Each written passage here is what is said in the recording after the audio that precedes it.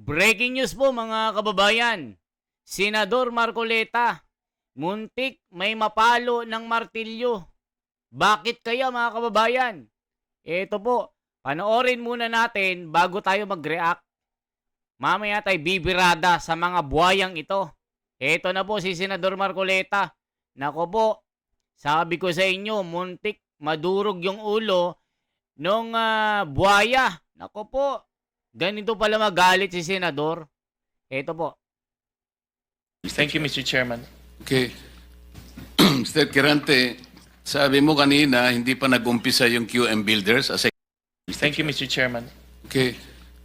Mr. Kirante, sabi mo kanina hindi pa nag-umpisa yung QM Builders as a contractor?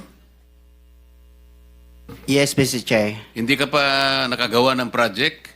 Hindi pa kasi yung nag-asawa ko ng 1991, nag-upisa kami sa hardware. Yung maliit na hardware, nagtitinta ng bambo, mga ganun eh. Mga lipa. Bakit nasama ka sa 15 contractors sa listahan ng Pangulo? Kanina tinatanong ko, wala bang kukontra dito sa sinabi ng Pangulo na 545 billion worth of flood control projects ay ito lang mga 15 contractors ang nakakuha, kasama ka, QM Builders. Nandiyan ka pala, bakit hindi ka kumontra? Ba't ngayon sinasabi mo, hindi ka pa nakapag... Pasensya na, Mr. Chair, kasi medyo nahiya ako. So sinasabi mo, mali ang Pangulo with respect to your company? Yung data is mali eh.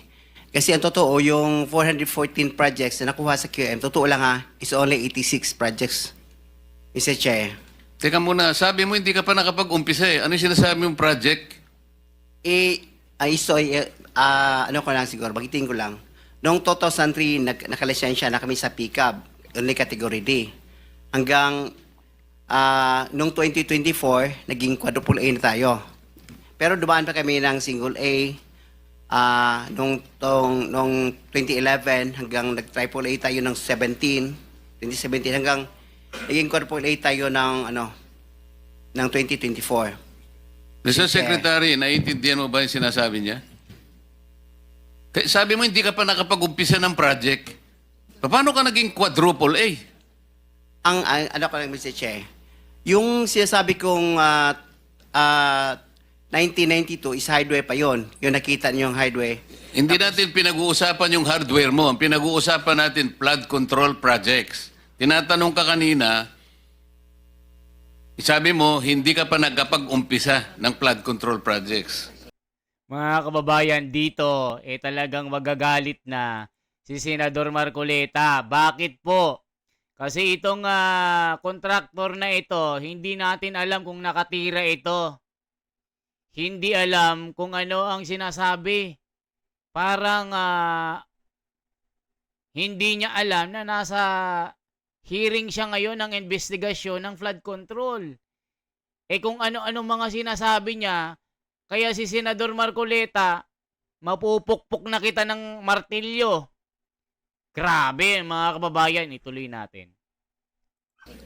Paano ka nagkaroon ng lisensya? Paano ka naging quadruple A? At lalong mahalaga, paano ka nasama sa 15? Gumawa ka na ng flood control project. Gumawa na tayo ng flood control project. O ngayon gumawa ka na naman. Ano ba talaga yung totoo? Baka hindi ka makauwi sa araw na ito. Nagsisinungaling ka na naman eh. Ang sinabi ng Pangulo, kasama ka sa 15. Tama, Mr. Huwag Che. mong mamaliitin ito. Bagatas dito, aartihin mo kami, sasabihin mo, hindi ka pa nagumpisa ka isang hardware. May problema dito eh. Ano na yan, history lang yung sinasabi ko, Mr. Che. Ano na yung totoo? Yung totoo, may lisensya na tayo na quadruple A ngayon. O ngayon nga, ngayon meron ka ng quadruple. Yes, Mr. Che. O, ilang project ang na-execute mo na? Marami na eh. O kanina sinabi mo, hindi ka pa nakapag-umpisa eh. Meron akong hawak na martilyo rito, sinasabi ko sa'yo. Mr. Chair. Huwag kang tatawa-tawa kasi hindi nakakatawa ito ha. Mr. Chairman. Dito lang nagsisinungaling ka na eh. O mga kababayan, dito po, sinabi ni Senador Marcoleta, may martilyo ako, pupukpukin na kita dyan, huwag mo akong ginagago. Parang ganun eh. Parang nanggagago itong kontraktor na ito mga kababayan. Akala niya nagsha-shopping siya. Akala niya namimili siya ng grocery. Hoy, nasa ano ka? Nandiyan ka sa Senado, naghihiring kayo. Nako, medyo Senator Marcoleta, medyo bigwasan mo nga nang magising-gising ito. Tatawa-tawa pa eh. Sabi ni Senador Marcoleta, "Hoy, wag kang katatawa-tawa diyan. Hanggang katakatawa ah. Baka kog tarak tarupam. Baka patapukik tamuging mo kung kunana. O kitain nyo, kakabsat na yung Ilocano. Itong mga buhayang ito talagang kung ano-anong sinasabi. Hindi alam na nasa hearing sila. Kaya si Senador, muntik nang mabigwasan itong parang adik eh. Tuloy natin. Mr. Chairman, if I may. Yes, Mr. Ngayon nga, ngayon meron ka ng quadruple. Yes, Mr. Chair. Ilang project ang na-execute mo na? Marami na eh. Kanina sinabi mo, hindi ka pa nakapag-umpisa eh.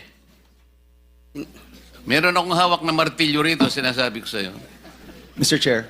Huwag kang tatawa-tawa kasi hindi nakakatawa ito ha. Mr. Chairman. Dito lang nagsisinungaling ka na eh. Mr. Chairman, if I may. Yes, Mr. Mukhang Senator. nahihirapan kasi si Mr. Quirante mag-explain. Tama ba to? Ang sabi mo kanina, hindi ka pa incorporated at ngayon incorporated ka na in 2024. Yes. Okay. No. Hindi rin. Yung incorporated, yung on process pa yun, hindi pa namin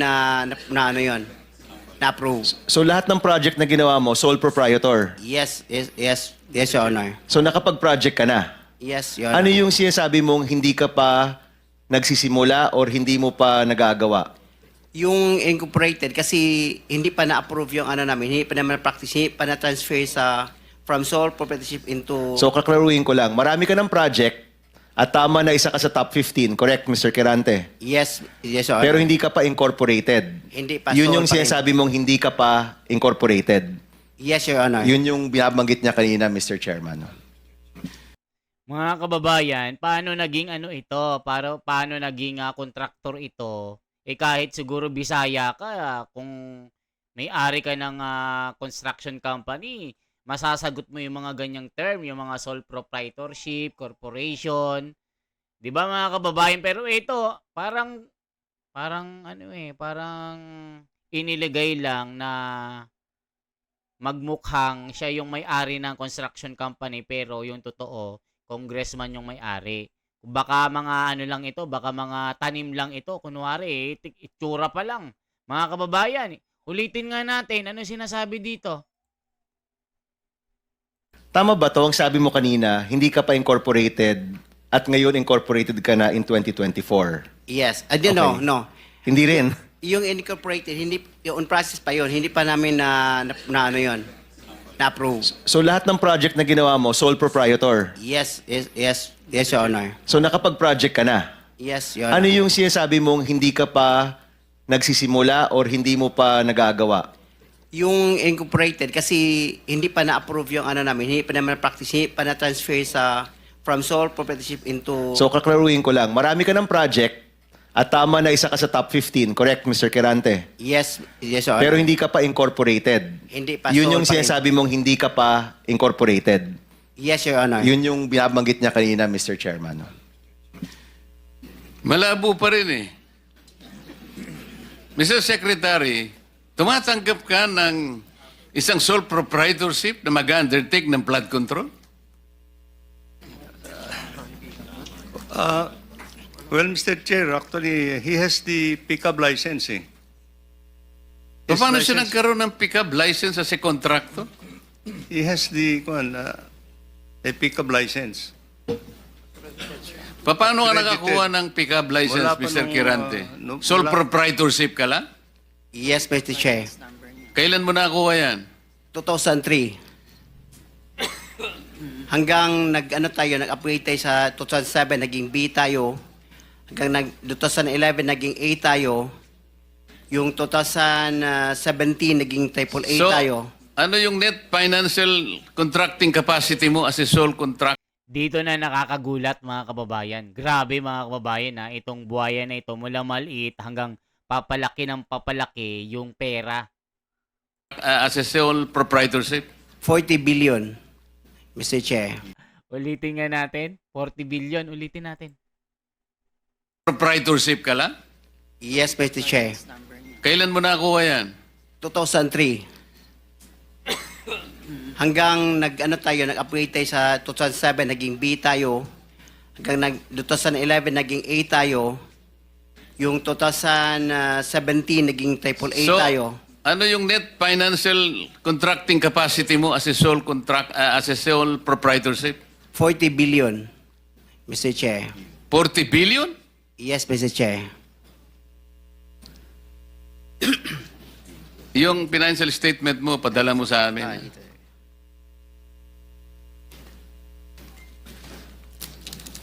Mr. Chair, if I may. Mr. Chair, Teka muna, si Senator JV muna para matapos natin lahat. quick lang para sa kanya. Kanino? Kay Randy. Habang hindi pa siya umalis. Naniniwala ka pa dyan? Naintindihan ko, Mr. Chair, dahil tingin ko, Bisaya ito, hirap mag-express ng sarili niya in Tagalog.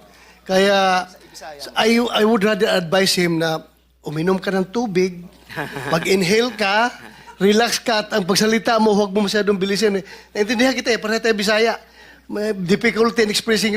Get free fries and your Chicken McDo meal for O kita nyo mga kababayan?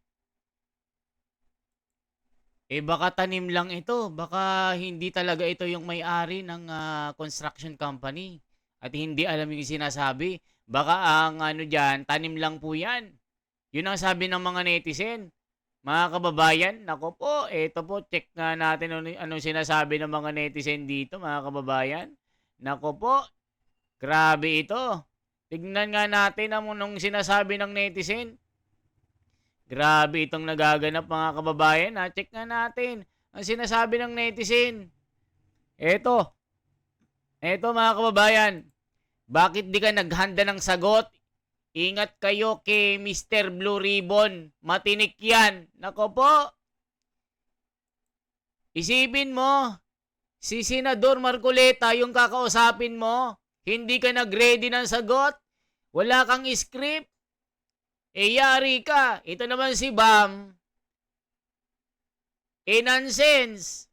Hayaan mo si Senador Marcoleta kasi pag si Senador mauungkat yung mga sekreto dito. Itong Bam Aquino na ito, nagmamagaling Sasabat-sabat pa Ang gusto natin makita dito, malaman yung katotohanan. Parang pinagtatakpan pa ni Bam Aquino Gigigil ako O ano pa sabi dito mga kababayan? Hindi yan literal na martilyuhin. Malalim ang ibig sabihin yan. Pwede siyang makulong. Hindi naman talaga literal. Kumbaga ibig sabihin, that's only a bluff. Kasi pamali-mali ang sinasabi.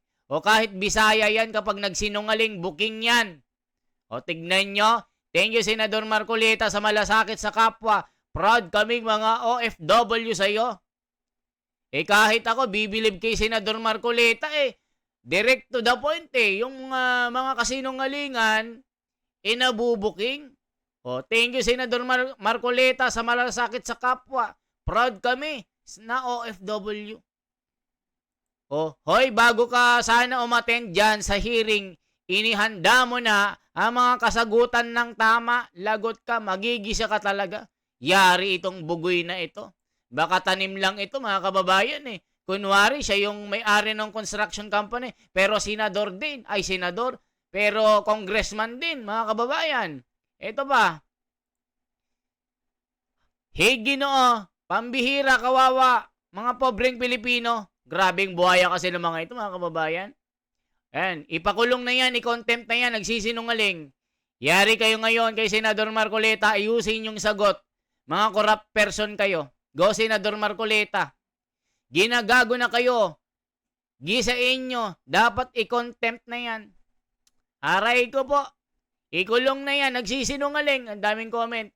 O, nagtatawanan, walang project, tapos makakuha ng A. O, isipin mo, makakuha ka ng A, tapos wala kang project. Puro ghost pala. Anomalya talaga. Puro korap kayo. Mga punyeta kayo. Grabe, ba't nagkaganito? Galit na mga Pilipino mga kababayan sa ginagawa ng mga buwaka ng inang mga ito. May naaamoy ako dito kay Marcoleta. Tameme sa kanya mga tiwali. Tapang atao. Isipin nyo mga kababayan. Si Marcoleta talaga ang pag-asa ng Senado Halatang nagsisinungaling ito. I-contempt nyo na yan. Sige po, sa Senador Marcoleta, long life, sabi Nilo Soriano. Ikulong na yan, nagsisinungaling. Asoreya, Sorakay, 2534. Christopher, grabe ang laking nakaw. 40 billion. Grabe. Ay, Ismail corruption. Ayan KM na contractor. Nako, sino itong KM contractor na ito? Patawag din yan. Sila Paduano Abante. The reality talaga, pressured ang mga contractors dahil si kickback, SOP na hinihingi ng mga politicians at DPWH personnel. Grabe. Sulit ang boto ko sa Marcoleta. Grabe mga kababayan. Bilib na bilib kay Marcoleta kasi ang galing Kahit ako mga kababayan, ginagagalingan ako kay Marcoleta. Itong si Bam Aquino, wala. Parang gusto pa niyang saluhin itong nagsisinungaling na ito. Panis ka. Panis ka talaga, Panis ka, Bam Aquino sa akin. Hindi ka pwede sa akin pag ganyan-ganyan ka. Parang gusto mong, saluhin niyang nagsisinungaling na yan Di ba mga kababayan? Hayaan mo si Senador Marcoleta. Hayaan mo na mag-isa. Tignan nyo mga kababayan. Tignan nyo pa ito. Tignan nyo po ito mga kababayan. Tignan natin. Baka hindi nyo po na i-check nyo po. Kailan mo nakuha yan? 2003. Thank you, Mr. Chairman. Okay. Mr. Kirante, sabi mo kanina, hindi pa nag-umpisa yung QM Builders as a contractor? Yes, Mr. Chair. Hindi ka pa nakagawa ng project? Hindi pa kasi yung nag-asawa ko ng 1991, nag-upisa kami sa hardware. Yung maliliit na hardware, nagtitinta ng bambo, mga ganun mga lipa. Bakit nasama ka sa 15 contractors sa listahan ng Pangulo?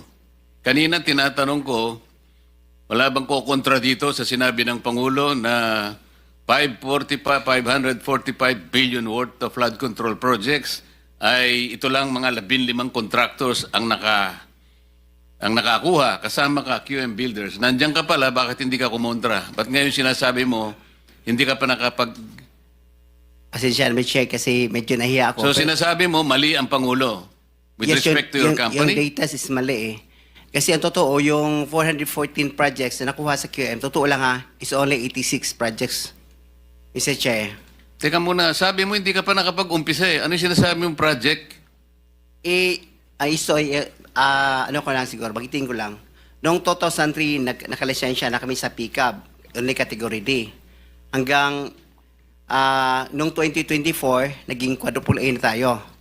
Pero dumaan pa kami ng single A, noong 2011 hanggang nag-triple A tayo ng 2017 hanggang naging quadruple A tayo ng 2024. Mr. Secretary, naiintindihan mo ba yung sinasabi niya?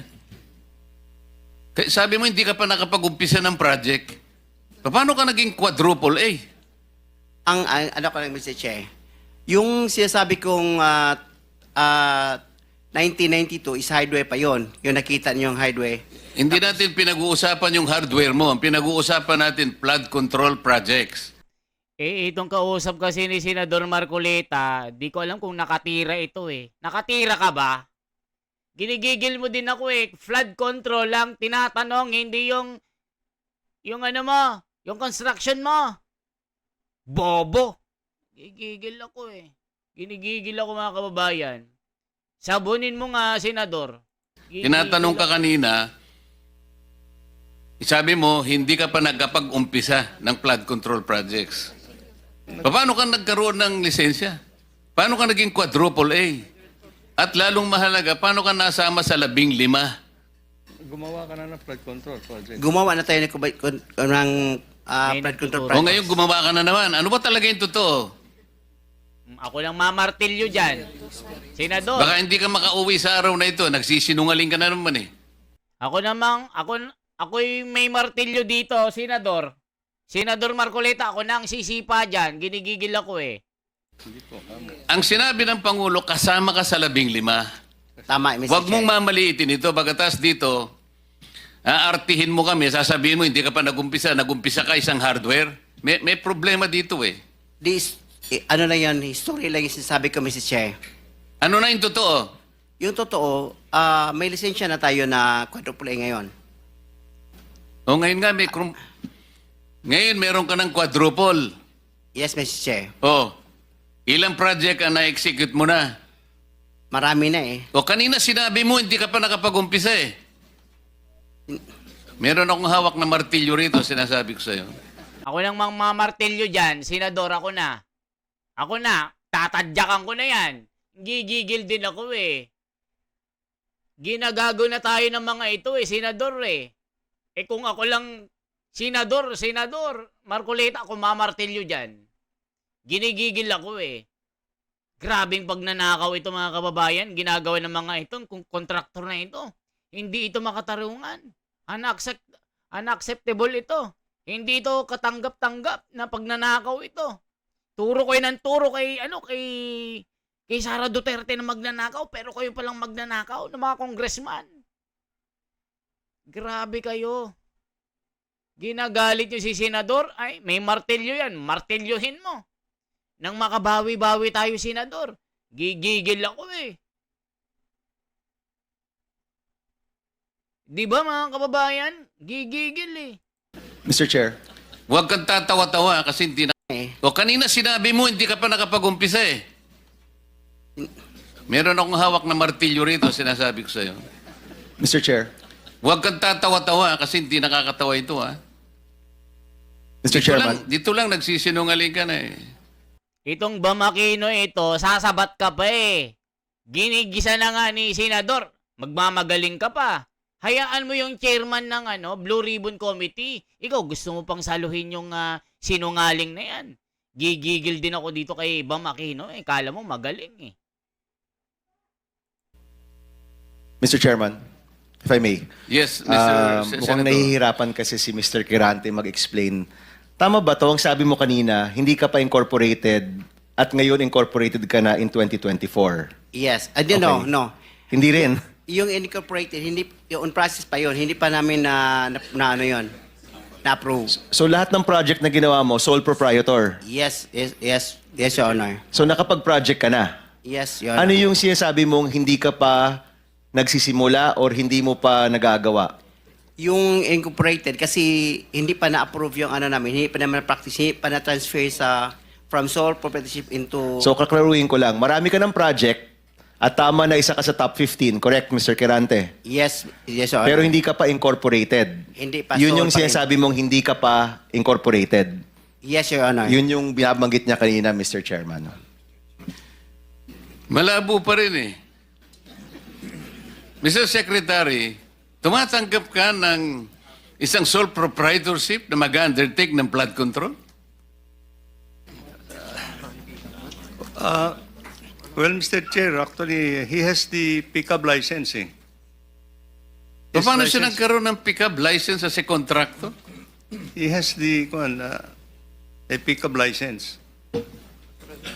Paano ka Credited. nakakuha ng pick-up license, Wala pa Mr. nung, Quirante? Sole wala. proprietorship ka lang? Yes, Mr. Chair. Kailan mo nakakuha yan? 2003. Hanggang nag-upgrade tayo sa 2007, naging B tayo. Hanggang 2011, naging A tayo. Yung 2017, naging triple A tayo. ano yung net financial contracting capacity mo as a sole proprietorship? 40 billion, Mr. Chair. 40 billion? Yes, Mr. Chair. Yung financial statement mo, padala mo sa amin.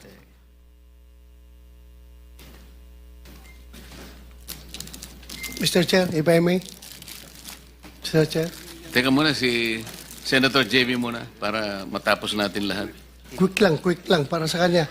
Kanino? Kay Randy. Habang hindi pa siya umalis. Naniniwala ka pa dyan? Naintindihan ko, Mr. Chair, dahil tingin ko, Bisaya ito, hirap mag-express ng sarili niya in Tagalog. Kaya, I would rather advise him na uminom ka ng tubig, mag-inhale ka, relax ka, at ang pagsalita mo, huwag mo masyadong bilisin. Naintindihan kita pareha tayo. O yan mga kababayan, ang tindi ng corruption. Tapos gusto pang isalba ng nagmamagaling na BAM na ito. Ikaw na kaya maging chairman. Sasabat-sabat ka. Ginigisa na nga kasi nagsisinungaling eh. Itong BAM Aquino na ito, ewan ko ba sa'yo? Ba't na? Ewan ko ba? O anong sabi ng mga komento? Ikulong na yan. Sabi ni Kaloy Maruhom. O, di ba mga kababayan? Sige po, Senador Marcoleta, long life. O, problema dyan, mga nasa DPWH at mga politiko. Grabe mga komento, mga kababayan, oh. The reality talaga, pressured ang contractors. O, kita nyo? Dahil sa kickback. Nako po, sulit ang boto ko sa'yo, Marcoleta. Daming natutuwa kay Senador Marcoleta. Lahat ng project dito sa Cebu Province, QM Builders ang hawak. Grabe mga kababayan, ang lawak. Yari kay Senador Marcoleta, gisado. Halata, liar. Liar, ikulong na yan. Martilyohin mo na yan. Natatawa talaga ako sa martilyo ni Senador Marcoleta.